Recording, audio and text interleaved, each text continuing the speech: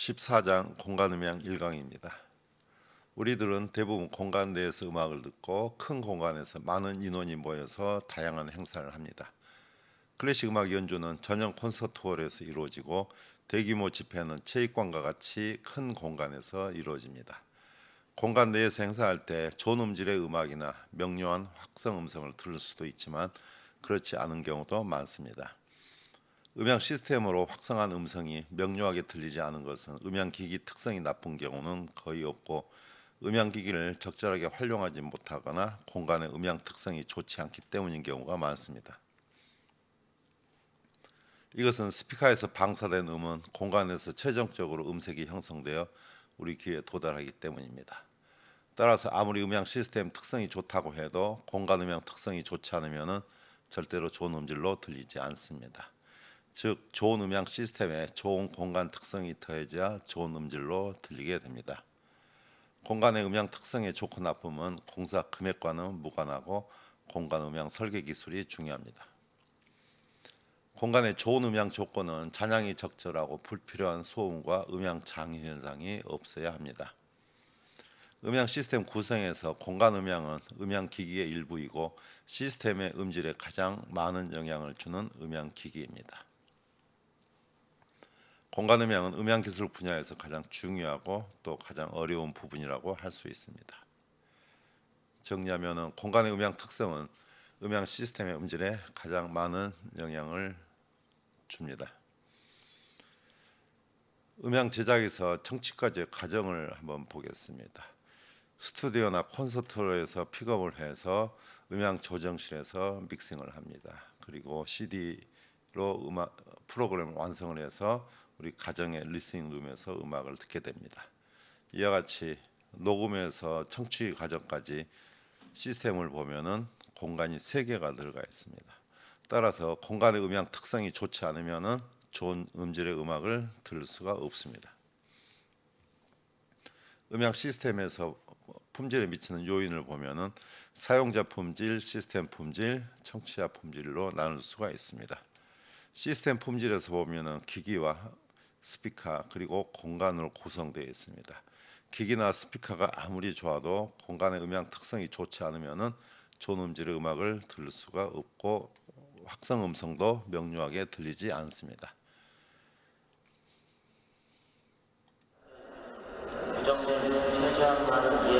자, 스피커에서 3m 떨어진 지점입니다.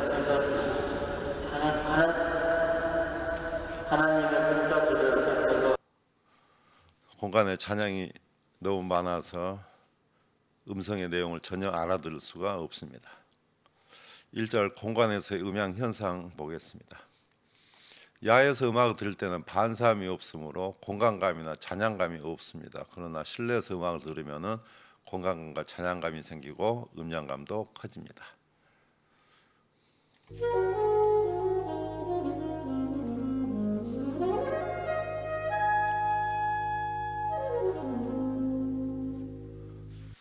색소폰을 연주하고 있는 공간의 크기 또 잔향감이 느껴집니다.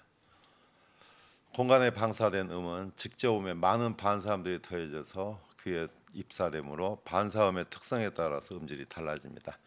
반사음의 특성은 마감 재료의 음향 특성에 따라서 달라지고 또 같은 스피커를 사용하더라도 공간이 바뀌면 음향 특성도 바뀌므로 음질도 변합니다. 실내에서 음을 들을 때 스피커에서 오는 직접음 위에 벽에서 반사되는 이런 음들을 같이 듣게 됩니다. 그렇지만 벽의 재료에 따라서 주파수 특성이 바뀌므로 벽의 재료에 의해서 음질이 결정된다고 해도 과언이 아닙니다. 공간음향 효과는 플러스 효과만 있는 것이 아닙니다. 마이너스 효과도 있습니다. 공간음향 설계가 적절하지 않으면 플러스 효과보다 마이너스 효과가 더 많습니다. 공간의 반사음이 과다하면 음성과 음악의 명료성이 나쁘고 또 콤필터 왜곡이나 에코와 같은 음향 장애도 생기며 정제파에 의한 음질 열화 등의 마이너스 효과가 생깁니다. 반사음이 없으면 이렇게 평탄한 특성이 반사음이 직저음에 더해서 정제파나 콤필터 왜곡이 생기게 됩니다. 경기장에서 음향을 한번 보겠습니다. 여기에 고가의 스피커가 수도 없이 달려 있습니다. 자, 공간의 반사음 패턴입니다. 이 음원을 시스템에 입력해서 객석에서 녹음한 것입니다. 음에 대한 청각적 인상은 아주 다양하다. 음색을 주관적인 양으로 나타낼 수가 없기 때문에 수많은 음의 음색을 보통 정성적으로 표현하고 있다. 객석에서 녹음한 음성입니다.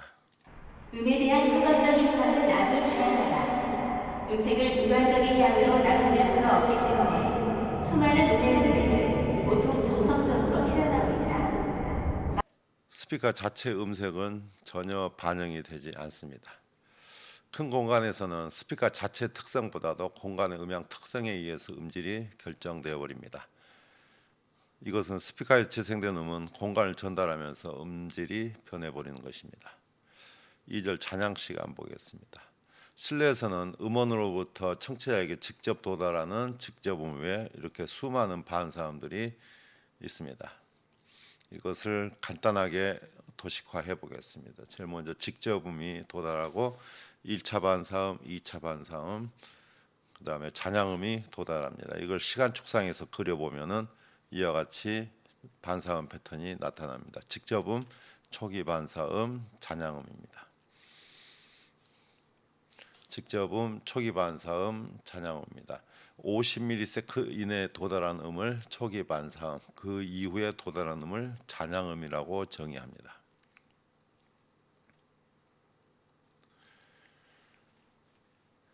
자, 반사음 패턴입니다. 이 그림은 세로축을 음압으로 나타내고 이것은 음압 레벨로 나타낸 겁니다. 직접음, 초기 반사음, 찬양음. 직접음, 초기 반사음, 찬양음입니다. 여기서 찬양음 레벨을 하나 정의하겠습니다. 찬양음 레벨은 초기 반사음 후에 찬양음이 감쇄되기 시작하는 레벨입니다. 이 직접음 레벨과 찬양음 레벨과의 차이를 DRB라고 합니다. 이 DRB는 뒤에서 설명하는 명료도를 평가하는 중요한 척도가 됩니다. 실내에서 음이 방사되면 음의 유한한 속도 때문에 순간적으로 음압 레벨이 정상 상태에 이르지 않고 순차적으로 반사음이 이렇게 증가되어 가서 정상 상태에 이르고 음원이 정제되면은 직접음부터 반사음이 하나하나 이렇게 사라지면서 지수 함수적으로 감쇄가 됩니다. 찬양 시간이란 울림이 남는 시간을 얘기합니다. 즉 음원이 정지되고 나서 실내 반사음이 들리지 않을 때까지의 시간입니다. 여기 음이 쭉 나오다가 음원이 여기서 정지됩니다. 반사가 없으면 음이 뚝 끊어지고 찬양 시간이 0초입니다. 이 경우에는 음이 정지되고 나서 반사음이 사라질 때까지 약간 시간이 걸립니다. 이 시간을 우리가 찬양 시간이라고 합니다. 찬양 시간 0초, 1초, 2초, 3초 들어보시기 바랍니다. 찬양 시간 0초.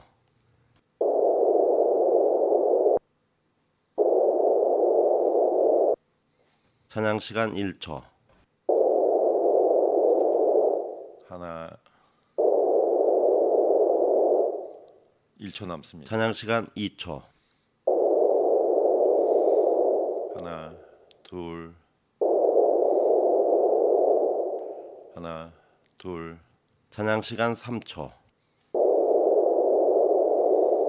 하나 둘 셋. 이것이 찬양 시간입니다. 음향학적으로 찬양 시간은 음원이 정지된 후에 정상 상태의 음압 레벨이 마이너스 60dB 떨어질 때까지 시간입니다. 이것을 RT60이라고 표기합니다.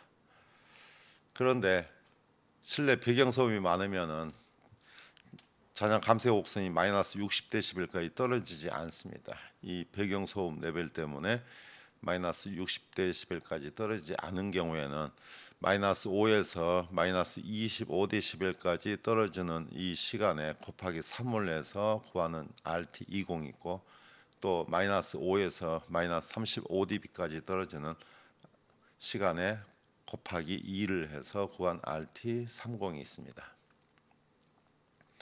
이디트는 잔향 감쇄 곡선에서 초기 감쇄 부분이 0에서 마이너스 10dB의 시간에 6을 곱해서 구한 잔향 시간입니다. EDT는 RT60보다 주관적인 울림과 잘 대응이 됩니다.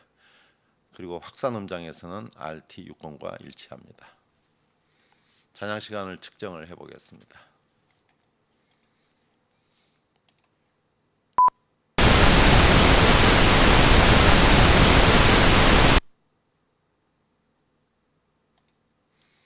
여기서 음이 정지돼서 음이 이렇게 감쇄되는 것을 볼 수가 있습니다. 지금 제 책상에서 측정을 하니까 잔향 시간이 굉장히 짧게 나왔습니다. 대략 0.1초 정도 이렇게 구합니다. 또 실제 측정한 데이터 예를 보겠습니다. 이와 같은 반사음 패턴에서 잔향 감쇄 곡선을 보겠습니다. 그러면은 여기 정상 상태에서 마이너스 60dB 떨어질 때까지 여기까지의 시간을 우리가 잔향 시간이라고 합니다. 여기서는 1.1초로 나왔습니다. 그래서 잔향 시간은 T30, RT30, RT20, EDT로 이렇게 나타내고 주파수별로 또 나타내고 또 각각의 값들이 약간씩 전부 차이가 납니다. EQS의 잔향 시간은 명료도에 가장 많은 영향을 줍니다. 또 공간의 잔향 시간은 음성 에너지가 가장 많은 500Hz의 잔향 시간으로 정의합니다. 어느 홀의 잔향 시간이 2초라면은 500Hz의 잔향 시간을 우리가 대표 잔향 시간이라고 정의합니다. 잔향 시간을 계산하는 공식은 세 가지가 있습니다. 세빈식, 아이링식, 누드슨식입니다.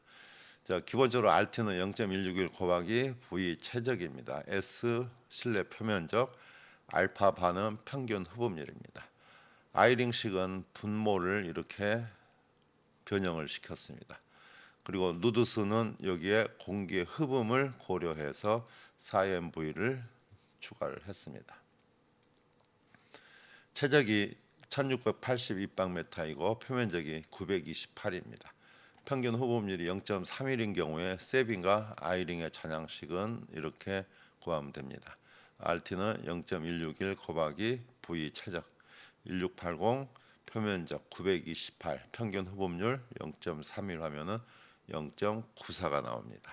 아이링식으로 구하면은 0.79초가 나옵니다. 두 개 잔향 시간이 다르게 나옵니다. 여기서 LN이라는 것은 로그가 아니고 상용 로그가 아니고 자연 로그입니다. 이 LN을 이용해서 구하면 됩니다. 세빈식과 아이링식은 공간이 울리는 흡음률이 0.2 이하인 경우에 라이브한 공간에서는 세빈식과 일치하고 흡음률이 0.2 이상인 데드한 공간에서 울리지 않은 공간에서는 아이링식으로 계산한 식이 더 일치가 잘 됩니다.